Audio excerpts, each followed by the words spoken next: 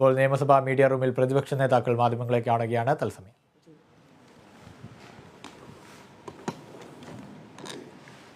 ബഹുമാനപ്പെട്ട പ്രതിപക്ഷ നേതാവ് ചൂണ്ടിക്കാണിച്ചതുപോലെ ഇന്ന് പി.സി. വിശ്വനാഥ് അവതരിപ്പിച്ച അടിയന്തര പ്രമേയം യഥാർത്ഥത്തിൽ കേരളത്തിലെ മാധ്യമ സ്വാതന്ത്ര്യത്തിന്റെ സംരക്ഷണത്തിന് വേണ്ടിയാണ്. മാധ്യമ സ്വാതന്ത്ര്യത്തിന് എതിരായി നീക്കങ്ങൾ ഉണ്ടായപ്പോഴെല്ലാം കേരളത്തിൽ ഭരണപ്രതിപക്ഷ വ്യത്യാസമില്ലാത്ത ഒറ്റക്കെട്ടായിട്ടാണ് അതിനെ അപലപിക്കുകയും അതിനെതിരായി നിലപാടെടുക്കുകയും ചെയ്തിട്ടുള്ളത്.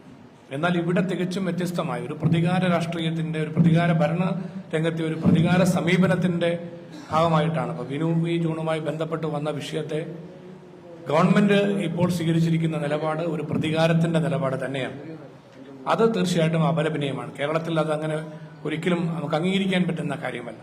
രണ്ട്, ഇന്ന് അടിയന്തര പ്രമേയം ഇപ്പം SFIയുടെ നേതൃത്വത്തിൽ ഏഷ്യാനെറ്റ് ഓഫീസുകൾക്ക് നേരെ നടന്ന അതിക്രമങ്ങളും ഗുണ്ടായിസവും അതിനെതിരായി അടിയന്തര പ്രമേയം അവതരിപ്പിച്ചപ്പോൾ മറ്റു വിഷയങ്ങളാണ് ബഹുമാനപ്പെട്ട മുഖ്യമന്ത്രി മറുപടിയിൽ ചൂണ്ടിക്കാണിച്ചത്.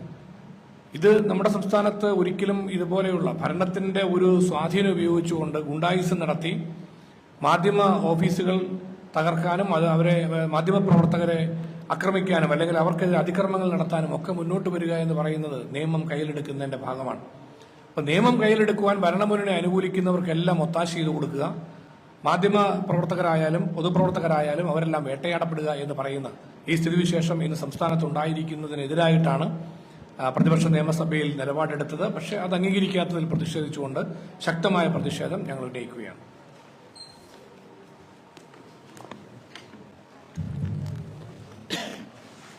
ബഹുമാനപ്പെട്ട പ്രതിപക്ഷ നേതാവ് ഇവിടെ ചൂണ്ടിക്കാണിച്ചതുപോലെ ശ്രീ പി.സി. വിശ്വനാഥ് ഇന്ന് നിയമസഭയിൽ അടിയന്തര പ്രമേയം അവതരിപ്പിച്ചത് നമ്മുടെ ജനാധിപത്യ സംവിധാനത്തിൽ അനിവാര്യമായിട്ടുള്ള മാധ്യമ സ്വാതന്ത്ര്യത്തിൻ്റെ സംരക്ഷണത്തിന് വേണ്ടിയാണ്.